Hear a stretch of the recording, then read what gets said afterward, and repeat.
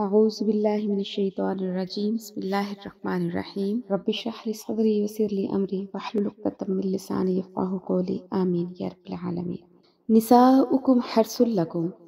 تمہاری بیویاں تمہاری کھیتی ہیں، فأتوا، بس جاؤ، حرثکم اپنی کھیتی میں، انا جہاں سے شئتم تم چاہو،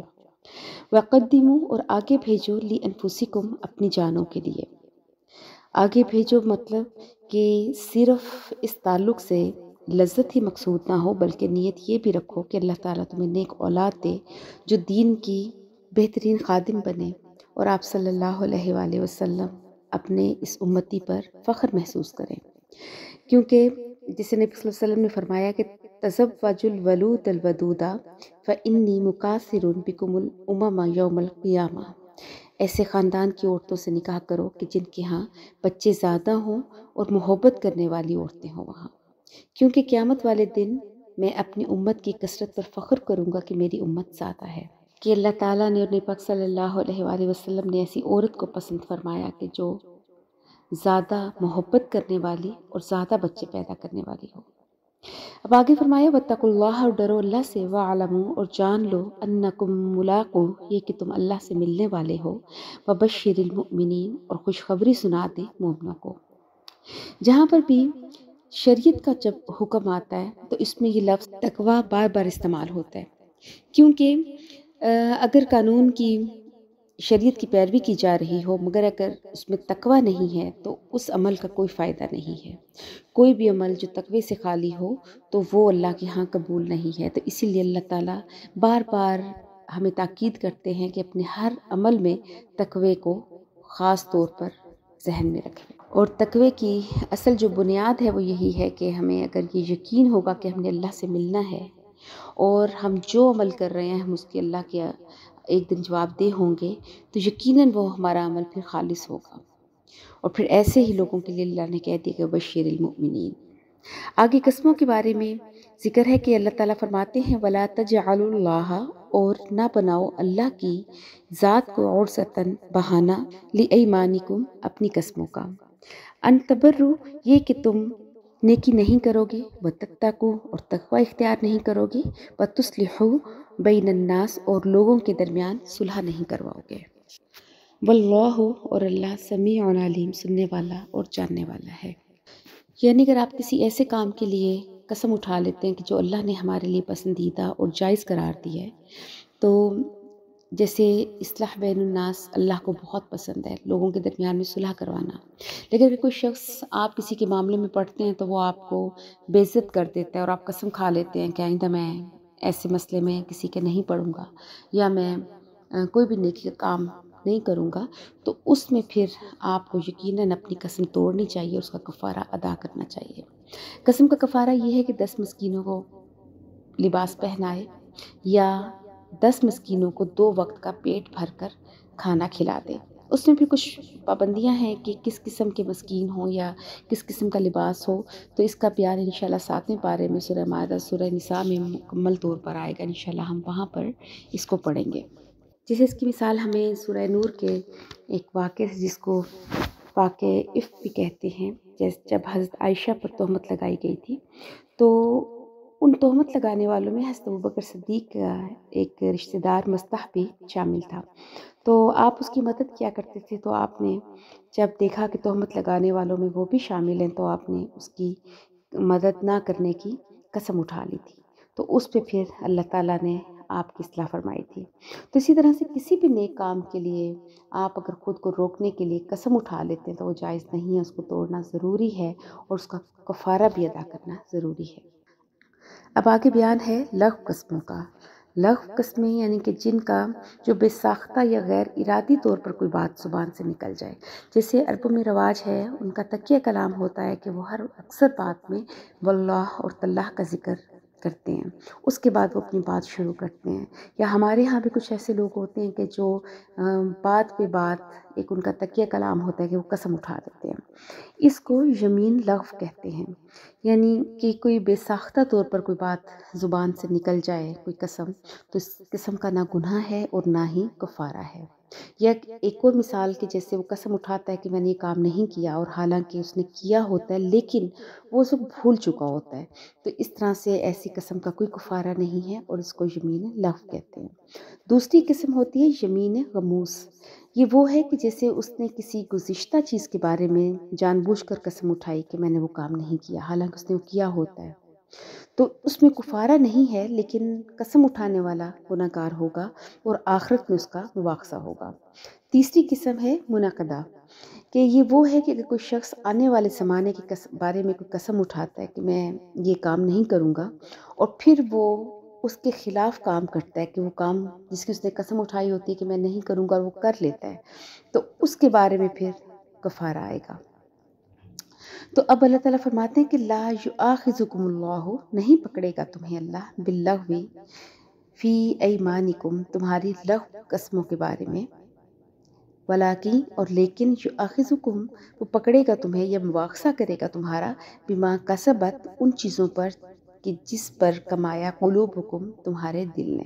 یعنی ان قسموں میں کہ جن پر دل نے گرہ لگائی اور قسمیں جو اس نے ارادتاً اٹھائی۔ واللہ غفور حلیم، اور بے شک اللہ بخشنے والا اور بہت تحمل والا ہے۔ اگلی آیت میں ایلا کا ذکر ہے۔ ایلا اس میں لفظ ہے للذین یؤلون، ان لوگوں کے لیے جو قسم اٹھاتے ہیں، من نسائہم، اپنی بیویوں کے بارے میں، تربصوا، تو انتظار کرنا ہے، اربعۃ اشہر، 4 مہینے، فإن فاؤوا، پس اگر وہ لوٹ آئیں، تو فإن اللہ، تو پس بے شک اللہ، غفور الرحیم، بخشنے والا مہربان ہے۔ کہ للذین یؤلون، یؤلون ایلا سے ہے اور اس کا مجرد ہے الیتن، اور الیتن کا معنی ہے قسم، لیکن شریعت کی اصطلاح میں اس کو ایلا کہتے ہیں، کہ کوئی شخص اپنی بیوی سے اگر ناراض ہو کر یہ قسم اٹھا لے کہ میں تیرے پاس نہیں آؤں گا، اور اس کے لیے اللہ تعالیٰ نے ضابطہ بیان فرمایا ہے کہ اگر کوئی شخص قسم اٹھاتا ہے اور کہتا ہے کہ وہ اپنی بیوی کے قریب نہیں آئے گا 4 مہینے یا 3 مہینے یا 1 مہینہ، اور اگر اس وقت کے دوران وہ اپنی بیوی کے پاس چلا جاتا ہے تو اس قسم کا کفارہ اس کو ادا کرنا پڑے گا اور الہ کا حکم ختم ہو جائے گا۔ اور اگر وہ اس بتائے ہوئے ٹائم کے دوران اپنی بیوی کے پاس نہیں گیا تو قسم تو پوری ہو جائے گی، کفارہ نہیں آئے گا، لیکن ایک طلاق بائنہ واقع ہو جائے گی۔ اور دوسری صورت میں اگر وہ اس طرح سے قسم اٹھاتا ہے کہ میں تمہارے پاس نہیں آؤں گا اور کسی وقت کا ذکر نہیں کرتا، تو بھی الہ ہو جائے گا۔ وَإِنْ عَزَمُوا الطَّلَاقَ، اور اگر انہوں نے ارادہ کر لیا ہے طلاق کا، فَإِنَّ اللَّهَ، تو پس بے شک اللہ، سمیع علیم، سننے والا اور جاننے والا ہے۔ کہ اگر واقعی جیسے پیچھے بھی میں نے بیان کیا کہ اگر وہ قسم کھاتا ہے کہ میں 4 مہینے اپنی بیوی کے پاس نہیں آؤں گا اور وہ اس دوران میں نہیں آتا، اب اس کا ارادہ طلاق دینے کا ہے، تو اس طرح سے اس کو یہ قسم تو پوری ہو جائے گی، کفارہ نہیں آئے گا، لیکن ایک طلاق بائنہ ہو جائے گی۔ لیکن ایک چیز ذہن میں رکھیں کہ طلاق کو اللہ تعالیٰ نے حلال ہونے کے باوجود پسند نہیں فرمایا، جیسے حدیث پاک میں آتا ہے کہ نبی پاک صلی اللہ علیہ وآلہ وسلم نے فرمایا، اِنَّ أَبْغَضَ الْمُبَاحَاتِ عِنْدَ اللَّهِ الطلاق، کہ وہ چیزیں جو جائز ہیں ان میں بری چیز طلاق ہے، کہ بے شک جائز چیزوں میں سے جس پر اللہ تعالیٰ زیادہ ناراض ہوتے ہیں وہ طلاق ہے۔ آج جہاں ہم نے سبق کا شروع کیا تو وہاں پہ ہم نے آیت پڑھی، نساؤکم حرث لکم فأتوا حرثکم انا شئتم وقدموا لانفسکم واتقوا اللہ واعلموا انکم ملاقوہ وبشر المؤمنین، کہ اللہ پاک نے کہا کہ تمہاری بیویاں، تمہاری عورتیں تمہاری کھیتی ہیں، بس جاؤ اپنی کھیتی میں جس طرح چاہو۔ عورت کو کھیتی کے ساتھ تشبیہ دے کے اللہ تعالیٰ نے یہ بات واضح کرنے کی کوشش کی، اس کی اہمیت بتانے کی کوشش کی کہ آپ کو احساس ہو کہ یہ تعلق بیوی کا اور میاں کا، اس کو نبھانا کیسے ہے، کہ اس کا اندازہ آپ کسی کسان سے یا کسی مالی سے پوچھ سکتے ہیں کہ جب وہ اپنی ایک پودے کو لگاتا ہے یا اپنے کھیت کو لگاتا ہے تو وہ اس کا کس طریقے سے خیال رکھتا ہے۔ اور میں سمجھتی ہوں کہ یہ بات ہم ماؤں کو، اپنے بیٹوں کو بتانے کی ضرورت ہے کہ جب کوئی شخص کسی پودے کو لگاتا ہے تو کس طریقے سے وہ اس زمین کی حفاظت کرتا ہے، اس بیج کی حفاظت کرتا ہے، اور پھر جب وہ پودا نکلتا ہے تو اس کی خوشی کا عالم کیا ہوتا ہے، اور پھر اس پودے کو پروان چڑھنے تک وہ اس پودے کی حفاظت کس طرح کرتا ہے۔ وہ یہ نہیں کہتا کہ میں نے بڑی محنت سے اس زمین کو نرم کیا، اس میں بیج لگایا، پودا نکل آیا، میں جیسے چاہے اس کو تباہ کر دوں۔ وہ اس کا پل پل اس کا خیال رکھتا ہے۔ ہم عورتوں کی دین سے دوری ہی ہے جس کی وجہ سے شاید ہم لوگ اپنے بیٹوں کی اس طرح سے تربیت نہیں کرتی، اور پھر وہ بیٹے جب ایک بچی کو بیاہ کے اپنے گھر لاتے ہیں تو پھر وہ اس آیت کو اپنی مرضی سے استعمال کرتے ہیں۔ وہ یہ نہیں دیکھتے کہ اللہ تعالیٰ نے ان کو کتنی بڑی ذمہ داری دی ہے۔ اس چیز کا احساس ہمیں نبی پاک صلی اللہ علیہ وآلہ وسلم کی آخری خطبہ جو اپنے حجۃ الوداع کے موقع پر دیا تھا، اس میں بھی آپ نے یہ کہا کہ تم سے عورتوں کے بارے میں سوال ہوگا۔ اسی طرح سے ایک اور حدیث میں نبی پاک صلی اللہ علیہ وآلہ وسلم نے کہا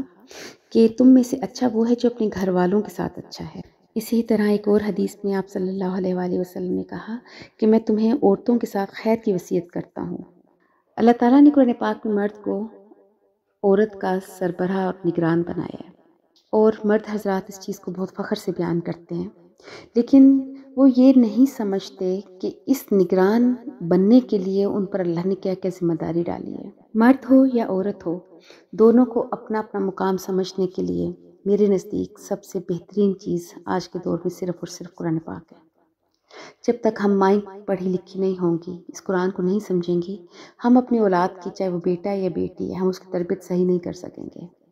جب تک ہمیں خوف خدا نہیں ہوگا، جب میں نے پیچھے بھی کہا کہ جہاں پر شریعت کے حکم اللہ نے نافذ کیے ہیں وہاں پر اللہ نے واتقوا اللہ کا لفظ استعمال کیا ہے۔ جب تک ہمیں اللہ کا ڈر نہیں ہوگا تو چاہے وہ عورت ہے یا وہ مرد ہے، وہ اپنے اپنے حقوق صحیح طرح سے ادا نہیں کر سکے گا۔ مرد اپنی مرضی کی آیات کوٹ کرے گا، عورت اپنی مرضی کی آیات کوٹ کرے گی۔ اللہ تعالیٰ نے دونوں کا بہت خوبصورت تعلق بنایا ہے، اور اگر ہم اس کو خوبصورتی سے نبھاتے ہیں، اور اس کا سب سے بڑا ذریعہ اس وقت ہمارے سامنے آپ صلی اللہ علیہ وآلہ وسلم کی زندگی ہے کہ آپ اپنے گھر والوں کے ساتھ کس طرح تھے، آپ کا رویہ کیسا تھا۔ اپنے گھر کو، اپنے معاشرے کو اچھا بنانے کے لیے ہمارے لیے آج بہت ضروری ہے کہ ہم سنت کو، حدیث کو اور قرآن کو سمجھیں، پڑھیں اور اپنی زندگی میں لانے کی کوشش کریں، اور اپنے بچوں کی تربیت اس طریقے سے کریں کہ آنے والا وقت بہت خوبصورت ہو، ہمارے لیے بھی اور ہمارے بچوں کے لیے بھی، اور ایک بہترین مسلمان معاشرہ وجود میں آئے۔ وآخر دعوانا ان الحمد للہ رب العالمین۔